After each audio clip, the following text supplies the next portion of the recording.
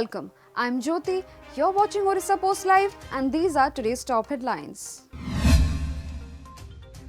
Police arrested Friday Jagabandhu Chand, the husband of alleged blackmailer Archana Nag, from his residence in Satyabihar locality in Bhubaneswar. He was then taken to an undisclosed location for questioning, sources informed. The IMD said Friday that the storm, which is developing into Cyclone Sitrang over the Bay of Bengal, is all set to turn into a severe cyclone before landfall. Initially, the wind speed of the storm would be 90 km per hour to 100 km per hour before attaining maximum speed of 110 km per hour, the IMD informed.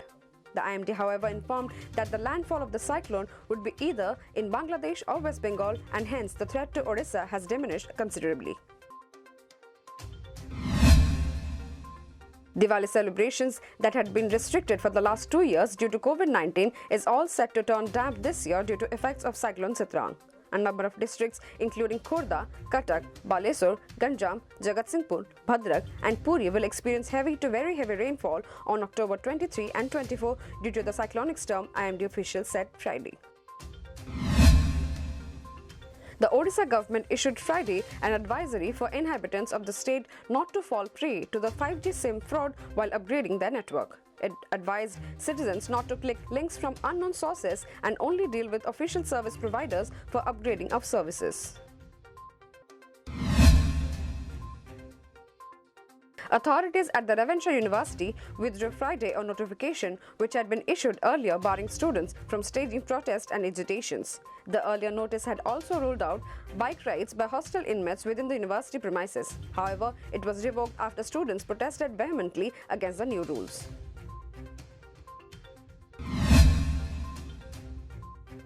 The Supreme Court expressed shock and utter dismay Friday at the amount of religious hate speeches prevalent in India. Hearing a plea, the Supreme Court bench said the state of affairs was shocking for a country that is expected to be religiously neutral. The apex court also sought a reply from the centre over terrorizing the Muslim community in India.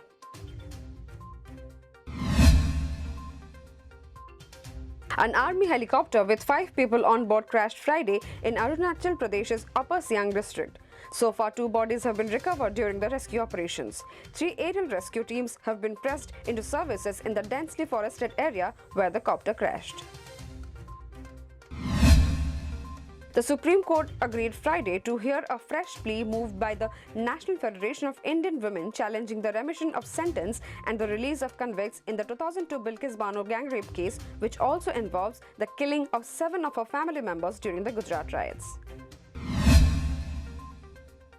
Police in Kolkata broke up protests by teaching job aspirants by dispersing them on the intervening night of Thursday and Friday. Some of the protesters alleged that they had been beaten up and women had also been molested. The Maharashtra government has framed rules to prevent honor killings, Khap Panchayat diktats, mob lynching as well as violence, and has asked the Director General of Police to apprise personnel across the state force of their implementation, an official said Friday. Two-time T20 World Cup champions, the West Indies, were knocked out of the ongoing edition in Australia after they failed to qualify for the Super 12 stage. They were beaten by Ireland by 9 wickets, the second loss in the qualification stage. The Nicholas Pooran-led side had earlier lost to Scotland by 42 runs. Batter Paul Stirling was the hero for Ireland with an unbeaten 66. That's all for today's headlines. Keep watching Orissa Post Live.